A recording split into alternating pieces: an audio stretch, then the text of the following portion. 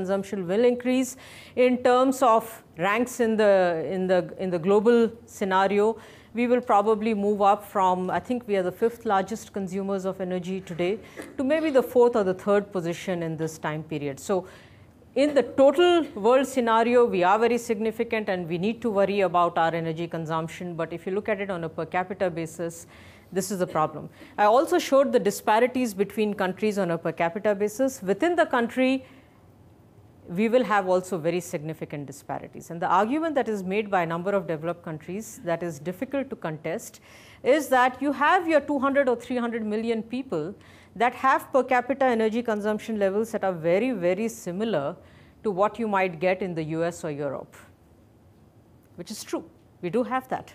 And if you talk about 200 or 300 million people, we are very close to the total population of the US. So the accusation that we often face is that we are hiding behind our numbers. Now that is possibly a very, very strong way of putting it. The fact is, if it is one government that is dealing with 1 billion people, you can't really, at an international level, talk about segregating this population into two and dealing with them. At a domestic level, of course, the government has to recognize these differences and see how to deal with it. But at an international commitment levels, it's a separate story altogether. Yeah. Ma'am, somewhat a similar question. When we talk about energy consumption per capita, there's still a lot of people in India who have no access to electricity. If I'm not wrong, maybe between 200 million to 250 million. So when we estimate the data, when we say that our consumption by the graph that you showed will be 0.8 and increase from 0.5 to 0.8. Are we considering the people who don't have access to electricity in that data, or are we excluding that? Or is our aim also that by that time everyone will have electricity, and that's how our assumption is? Okay.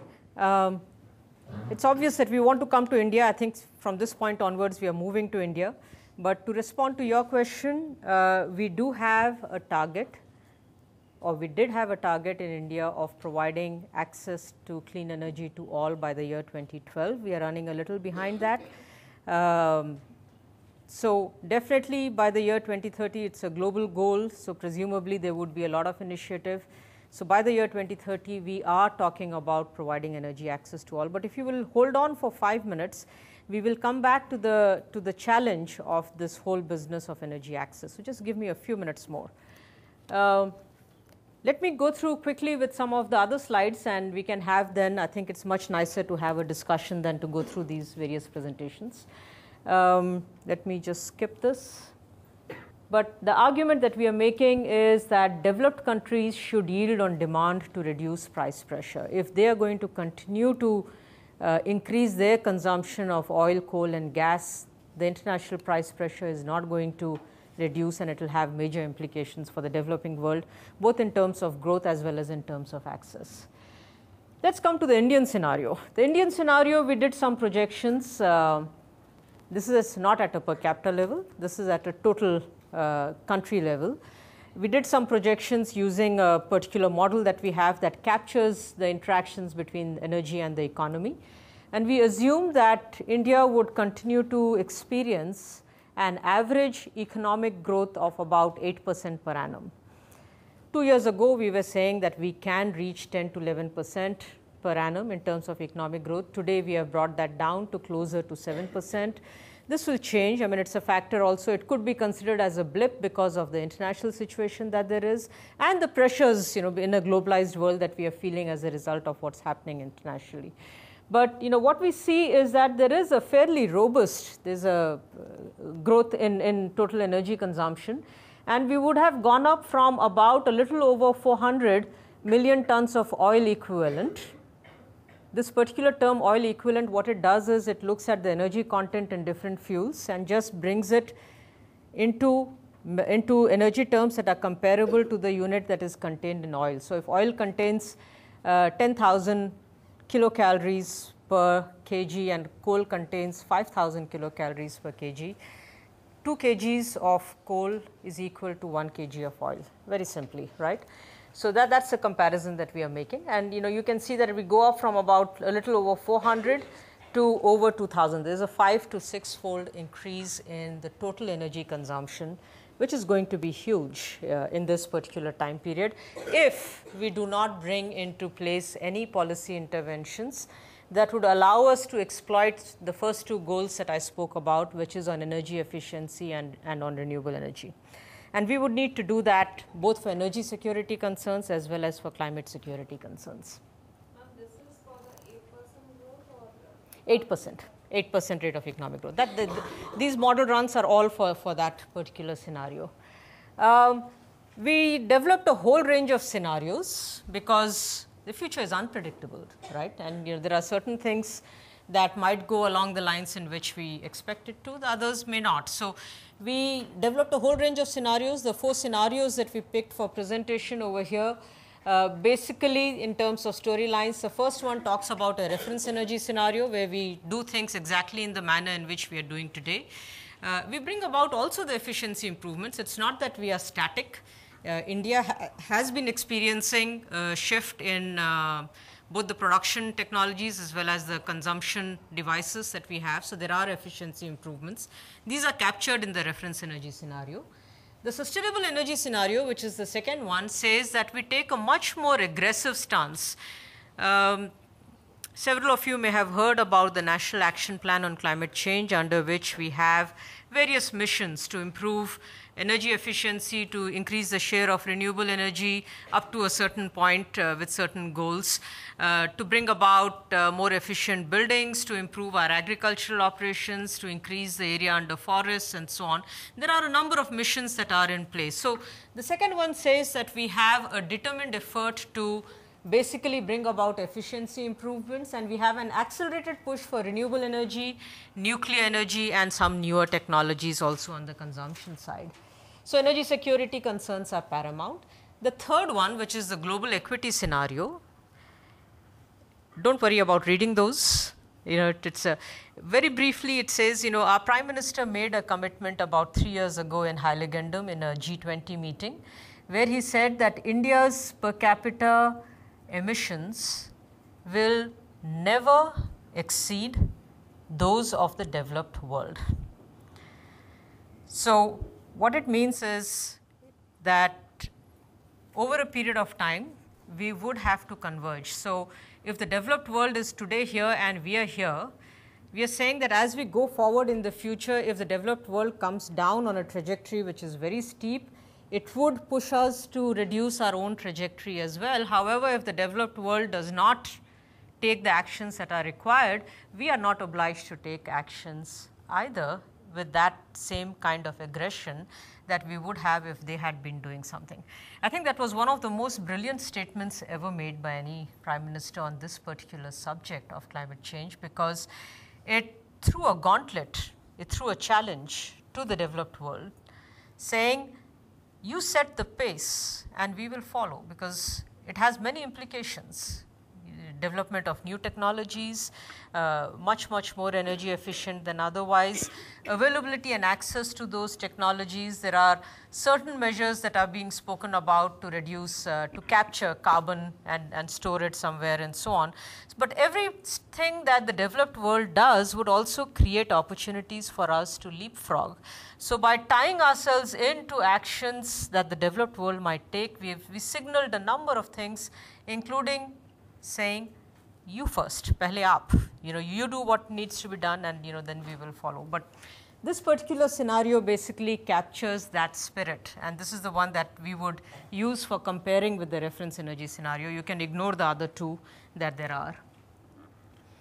And what we see from here is, again, if you compare the first and the third bars, which is the reference and the global equity scenarios, for us within India, we have actually a significant scope to bring about efficiency improvements. We can bring about a 35 to 40% reduction in our energy consumption over the business as usual scenario if we were to do everything that we have available to us today in terms of today's technologies to bring about efficiency improvements. To give you a few examples, in the case of the electricity sector, we lose about 35 to 40% of our electricity in the transmission system. If you look at our appliances, there is a whole range of efficiency improvements that are possible.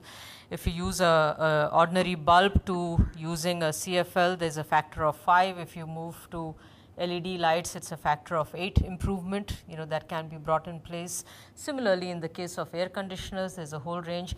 We have a huge grey market that exists in India, again because of our price sensitivity. If we are able to control that, if we are able to create a consumer awareness and demand, there are many, many options. In industry as well, there are many options. Cement is probably the only industry in India that is competitive at a global level in terms of their energy efficiency performance. In every other sector, there is a 25 to 30% efficiency improvement that is possible, and this is documented. So there is a huge opportunity that there is. Compare this. So you asked me the question on energy access earlier. Compare this with the electricity demand, the incremental electricity demand that we might have from providing electricity to all. Just back of the envelope calculations that I did, because I in a sense anticipated your question, so I did this last night, was that the government of India says that the lifeline electricity supply should be 30 units per household per month. So if you take the 30 units, multiply it by 12 to get an annual per household and multiply it by the number of households, we are talking about, let's say, 400 to 700 million people who either don't have access to electricity or have access to very poor electricity, right? It amounts to, after correcting for much higher transmission distribution losses in rural areas and so on, it amounts to about 15 to 20% of the total capacity that we have today. And you are in a position actually to save that. So we can provide access to electricity theoretically by bringing about these kinds of efficiency improvements, electricity to all at least 30 units. I mean, whether that is adequate or not is a separate issue, but at least 30 units of electricity we are able to provide under this. This is what the scenario looks like under the different scenarios. Reference energy scenario, you see that almost 50% or a little more actually still continues to be provided by coal. But in the global equity scenario, the GES scenario, column 3 once again, we would bring down the coal consumption drastically, because we are working to honor the Prime Minister's commitment, and we assume that the developed countries are going to be responsible and are going to bring down their per capita emission levels to what is considered to be a desirable level of 2 tons per capita, right? 2 tons per capita. So we would have to bring down our coal consumption significantly. We have very few degrees of freedom in the oil sector.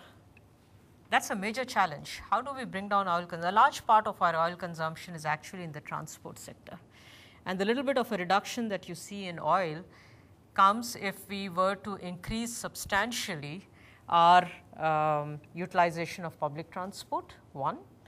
Second is if we were to move, you mentioned vehicle ownership levels and passenger kilometers, I think. If we were to move from our petrol and diesel driven vehicles to more of hybrids and electric vehicles, or if we were to introduce biofuels, and I think all the 3 options have been looked at. I mean, introducing biofuels has its own set of challenges that I will not get into at this stage. If you have time during discussion, would be happy to discuss that. But that's limited degrees of freedom that we have over there, and you see an increasing share. Energy savings, of course, contributes the bulk over there, but if you remove the energy savings, and the share of renewables actually increases quite a bit, and this becomes apparent when we get after this slide to the power sector. But the equally critical point over here, while we are trying to honor our climate commitments, our import dependency levels also go down quite significantly. Again, if you compare over time period, the first and third graphs, look at 2031-32, first and third bars, there is a significant reduction in the total import dependency. In a reference energy scenario, by the year 2031-32, we would have been importing 95% of our oil requirements. Just imagine the extent of dependency and vulnerability to international energy situations. We would have to be importing anywhere between 50 to 65% of our gas requirements. And even in the case of coal, I think the import dependency levels are tending towards 50 to 60%, very, very high. We would be extremely vulnerable. So, moving to a scenario where we exploit all the efficiency options, all the demand management options, as also exploit the various, I mean, India is lucky to be endowed with a lot of sunshine. We do have a significant amount of biomass, and there are these resources that are available to us. We also have a lot of wind that is available to us. And the technological improvements that are taking place ensure that we are able to exploit these options. So, from an energy security dimension as well, this kind of a shift would actually be a win-win situation for the country. This is what I was talking about when you look at it from a power generation capacity mix point of view. The share of renewables, the bars that you see, the pink bars, the light pink bars, are solar energy. Just below that is wind. Nuclear is brown and biomass is green. So, a major part of that particular column actually comes from renewable energy. The challenge, of course, for us is costs, because when you set up 1,000 megawatts of capacity from coal, you are able to use that capacity to the extent of 80 to 85% and convert it into energy. But if you set up 1,000 megawatts in the form of solar, you are only able to exploit 25 to 30% of that particular capacity to convert it into energy forms. So, for getting the same amount of energy, you have to set up twice, 2.5 to 3 times the amount of capacity that is required. And I am simplifying this, So, and obviously the first costs then become extremely high, although the running costs are low because you are not burning anything, you are just using the natural resources that are available. So, the challenge for us is this mix, there is no scope for those small hydropower projects. Yeah, well, what this is looking at is the big ticket items in a sense, because the small and micro hydropower is in terms of the total percentage share pretty small. Second, we do not have a very good grip on the numbers, and third, of course, is it is a good decentralized solution. I will just come to that in just a minute, right. So, the first costs are a major problem for us, and again it links back to the whole issue of energy access. So, if the cost of production of energy goes up and we still want to ensure 100% energy access to everyone, then the extent of subsidy that the government provides would have to go up.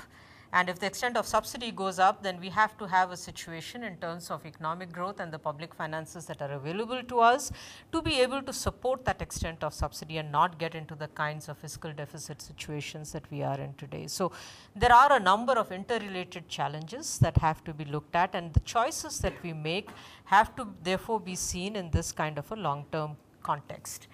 But having said that, the encouraging thing is we do have the choice. So, if oil prices go up to $200 per ton or above that, per barrel, sorry,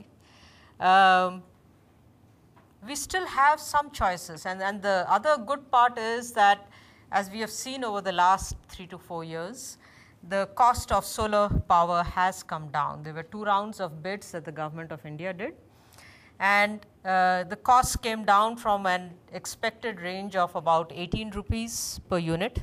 We are paying about 4 rupees a unit at a household level, depending on the extent that we are consuming, to about between 8 to 10 rupees a unit. That is a significant decline that has taken place, and we expect in the future, as the size of the industry grows and economies of scale kick in and new technologies are introduced, that we will actually be able to come to grid parity levels very, very soon.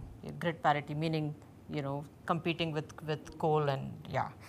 So, I think the encouraging thing for us is that we do have the solutions and we do have the options that are available to us. That's at a country level. At a micro level, of course, access to energy will be a major problem. At a global level, 1.4 billion people are without access to electricity, and nearly 3 billion do not have access to clean cooking energy forms. We still continue. I don't know how many of you have visited villages or looked at poor homes, but yesterday Ashok Khosla was showing a picture of a lady cooking over a cook stove. That's a very traditional mud cook stove, and she just uses whatever biomass that is available and throws it in that fire to get the energy she needs for cooking a meal. So there are almost 3 billion people in the world who continue to live in just that manner, using very traditional cook stoves and the traditional biomass, unprocessed biomass, for purposes of meeting their cooking energy requirements. And this is how they are distributed. And for us, I think if you look at it, sub-Saharan Africa, Africa has about 657 million people using biomass, traditional biomass for cooking. Most of them are located in sub-Saharan Africa, followed by developing Asia, 1,937 million people. So it's actually Asia which has a higher number of people without access to clean cooking energy forms. And similarly, in the case of electricity. But if you look at India over there are about 400 million people that do not have access to electricity in their homes. That's a very, very large number. So any program to address that would obviously have to be a huge program.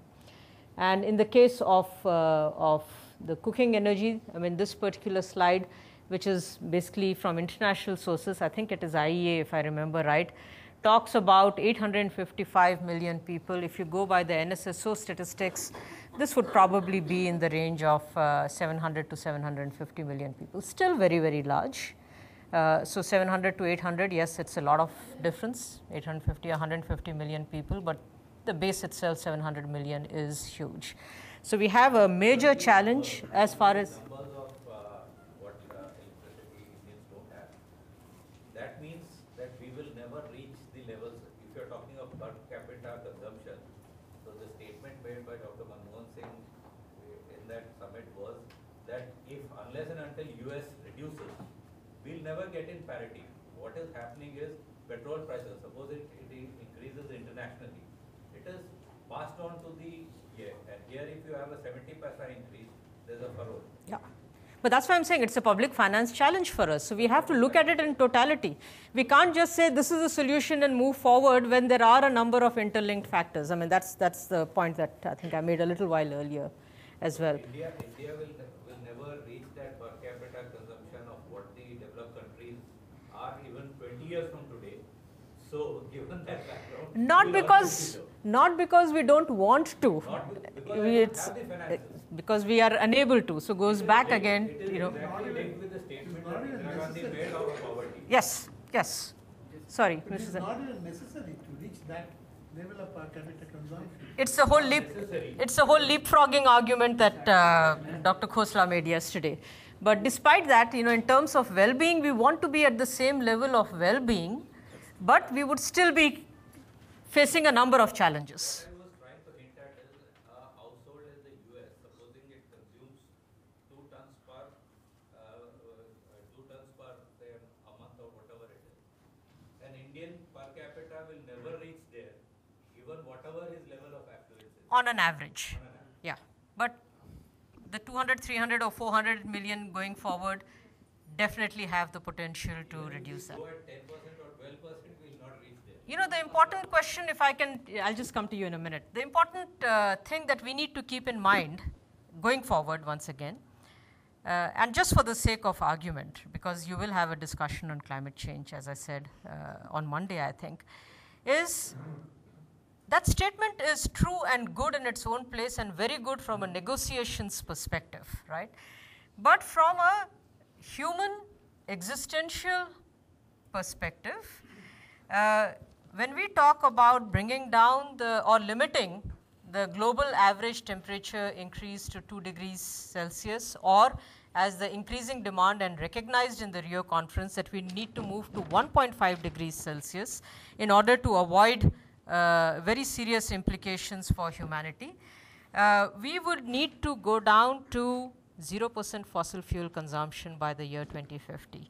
So even that very small amount of energy consumption that we have, if we are able to reduce on that because of our numbers, we would make a significant contribution to that. So again, leaving international negotiations aside, from a pure responsibility point of view, I think there are options which are good from our own energy security perspective as well. That's exactly the point that I was Yeah. making. Even if you put in 50,000 crores into the Yamuna and clean small stretches, you are still not going to make the Yamuna the way it was, which every state is doing. We will discuss that at some other point. Yeah. Like you said that the capital cost in the renewable energy sector is reducing. Like earlier, a unit produced through solar energy was close to 24-25 rupees per unit. Now it has come down drastically to 18 rupees to close to 20 rupees. And we also mentioned about the coal reserves lasting only for 30 years or 40 years from now. Let us take 50 years. But do you think our renewable energy sector is growing at that rate, to the rate at which we are using our coals? So that within 30 years, we'll be able, our dependence on renewable energy will increase to that level that we don't have to depend upon fossil energy? If you look at current trends, I would probably say no. But if you look at the program that the government of India has put in place, the National Solar Mission that talks about setting up 20,000 megawatts of solar energy by the year 2022, let me just finish. What I think they are trying to do over there is to start building up the capacities from a manufacturing perspective, from a regulatory perspective, from a consumer awareness perspective, so that you basically started opening the doors to a very different way of accessing your energy. Not only will we have to produce that 20,000 megawatts that there is through centralized energy forms, but the government within that 20,000 megawatts, and I'm forgetting what the exact number is, also has a target for decentralized energy, which is where we have also started encouraging rooftop solar devices and so on and so forth. Ma'am, I will just point out, I was working on a project in my final year.